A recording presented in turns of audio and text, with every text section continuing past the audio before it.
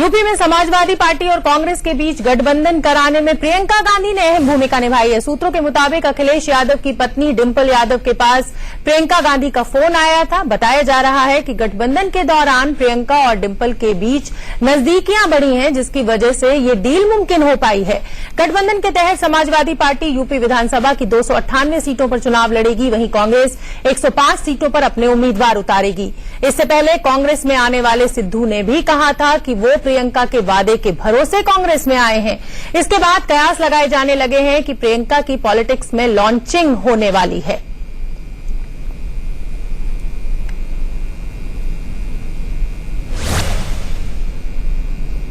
जहां एक तरफ एसपी और कांग्रेस में गठबंधन हो गया, वहीं अखिलेश से मुलायम सिंह यादव की नाराजगी भी कम हो गई है। ऐसा हम इसलिए कह रहे हैं क्योंकि अखिलेश जब कल समाजवादी पार्टी का घोषणा पत्र जारी कर रहे थे, तब मुलायम सिंह यादव वहां नहीं आए थे, उनकी कुर्सी खाली थी। वहीं घोषणा पत्र जारी करने के बाद अखिलेश मुलायम सिंह के पास पहुंचे, उनके साथ उनकी पत्नी डिंपल यादव भी मौजूद थी।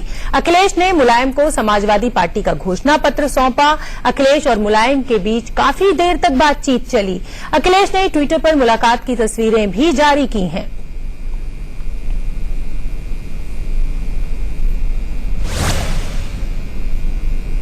मुलायम अखिलेश की लड़ाई में खुद के अलग थलग होने पर अमर सिंह दुखी हैं। कैमरे के सामने दिए बयान में उन्होंने अपना दर्द बयान किया। आइए सुनते हैं। मैंने कभी भी जीवन में उनके पुत्र अखिलेश यादव के विरुद्ध कोई बात कही है तो मैं मान लूंगा।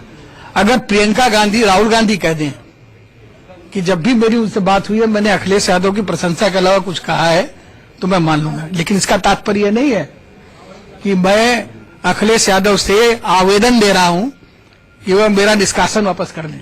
उन्होंने बड़ी कृपा की है, मुझे छुट्टा साण बना दिया है। निष्कासन देने के बाद मैं छुट्टा साण हूं, जहां हरा देखूंगा वहीं मुंह मारूंगा। मुझे उनके निष्कासन के वापसी की कोई प्रतीक्षा नहीं है, कोई अपेक्षा नहीं है, कोई इच्छा नहीं है। अखिलेश के विरुद्ध कुछ नहीं बोलूंगा। मैं मुख्यमंत्री और नेता अखिलेश की परवाह नहीं करता, लेकिन मुलायम सिंह हमारे मित्र हैं, उनके बेटे अखिलेश की परवाह मुझे है। और यूपी चुनाव में क्या गहमा गहमी है, इसके लिए हमारे साथ हमारे संवाददाता अरविंद चतुर्वेदी लखनऊ से जुड़ रहे हैं। अरविंद, जो भी गठबंधन कांग्रेस और कांग्रेस और समाजवादी पार्टी का हुआ है, उसमें प्रियंका गांधी ने बहुत अहम भूमिका निभाई है। ऐसा कहा जा रहा है कि डिंपल यादव और प्रियंका गांधी की नजदीकियों के चलते इस गठबंधन जो है अंजाम तक पहुंचा है। क्या माना जाए कि प्रियंका गांधी जो चुनाव प्रचार होगा उसमें साथ आएंगी? स्वप्ना, देखिए, अगर आपने गुलाम नबी आजाद की बातों को सुना होगा, जब गठबंधन हो गया उसके बाद जब वो बात कर रहे थे मीडिया से, तो उन्होंने कहा है कि एक एक सीट पे क्या जातिगत समीकरण था, किस तरीके से इसको परवान चढ़ाया जाए, उस पर मेहनत करने का काम प्रियंका गांधी ने किया, जो कि बेहद कठिन काम था। और जब गठबंधन मुसीबत में पड़ गया, मुश्किल में पड़ गया, तो एक बार फिर से प्रियंका गांधी ने अपनी मां के नेतृत्व में कमान संभाली और उन्होंने डिंपल यादव और अखिलेश यादव से बातचीत करके इस गठबंधन को एक सिरे पहुंचा दिया। ये तय हो गया कि 298 सीटें समाजवादी पार्टी लड़ेगी और 105 सीटों पर कांग्रेस चुनाव लड़ेगी। एक बात मैं और भी आपको बताना चाहता हूं कि बहुत दिनों पहले राहुल गांधी हम लोगों से व्यक्तिगत मिले थे, तो उन्होंने एक बात हम लोगों से कही थी और उनका ये कहना था कि इस चुनाव में आपको कुछ ऐसी बातें, ऐसी चीजें मिलेंगी जो अप्रत्याशित होंगी, तो इससे इनकार कतई नहीं किया जा सकता है कि प्रियंका गांधी कुछ जगहों पर चुनाव प्रचार न करें। कुछ जगहों पर वो चुनाव प्रचार कर सकती हैं, कमान संभाल सकती हैं, उसको देख सकती हैं, क्योंकि जब उन्होंने इतनी बड़ी जिम्मेदारी ली है 105 सीटें कांग्रेस को दिलाने की, तो उनको जितवाने की भूमिका में भी उनका बहुत महत्वपूर्ण रोल होगा। और मैं ये आपको बता दूं कि कहीं न कहीं प्रियंका धीरे धीरे बाहर निकल रही है। पंजाब की राजनीति में भी आपने देखा कि किस तरीके से प्रियंका ने दखल दिया, और उत्तर प्रदेश की राजनीति में हर सीट पे उनका कहीं न कहीं दखल था, क्योंकि आंकड़े उनको जिस बेहतर तरीके से पता थे, बाकी लोगों को शायद नहीं थे, रहे भी होंगे, लेकिन जितनी मेहनत उन्होंने की शायद दूसरे ने न की हो। जी, अरविंद, इस पूरी जानकारी के लिए आपका बहुत बहुत धन्यवाद। जाहिर सी बात है कि प्रियंका गांधी पूरी कोशिश करेंगी पुरजोर, जो 5 राज्यों में जो चुनाव होना है उसमें अच्छे प्रदर्शन कांग्रेस करे, उसके लिए।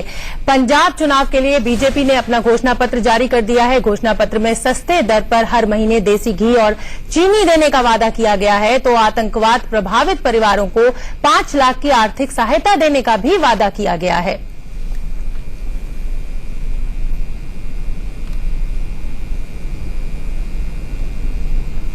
अब ये चुनावी घोषणा पत्र जो जारी किया गया है उसमें बहुत लुभावने ऑफर दिए गए हैं जनता को, और आप देख सकते हैं अरुण जेटली, बड़े बड़े नेता पंजाब के सभी मौजूद हैं वहां।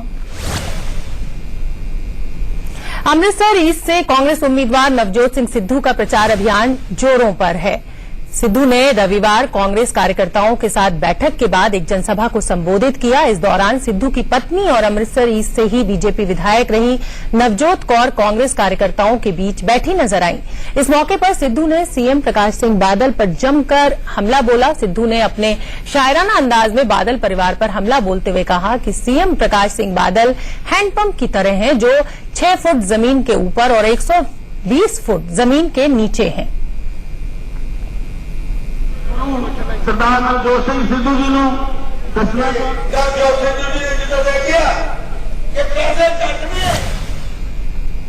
और पंजाब चुनाव पर क्या गहमा गहमी है उसके लिए हमारे साथ हमारे संवाददाता अमित भारद्वाज जुड़ रहे हैं। अमित, आम आदमी पार्टी के लिए कहा जा रहा है कि पूरी जो सरकार है वो उठकर पंजाब में पहुंच गई है। एक तरफ घोषणा पत्र बीजेपी का भी आ गया है, उधर प्रकाश सिंह बादल भी लगे हुए हैं पूरी कोशिश में। क्या गहमा गहमी है, क्या लग रहे हैं? देखिए, मैं आपको विस्तार से बताता हूं। 3 क्षेत्रों में जो है वो बटा हुआ है पंजाब, माझा, मालवा और द्वाबा।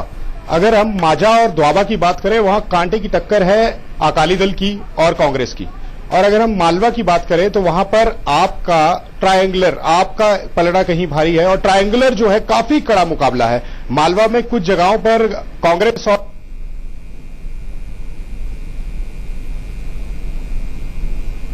हमारे संवाददाता से हमारा संपर्क टूट गया। हम जल्दी फिर संपर्क बनाएंगे और यहां हम रुकेंगे एक छोटे से ब्रेक के लिए, फौरन हाजिर होते हैं।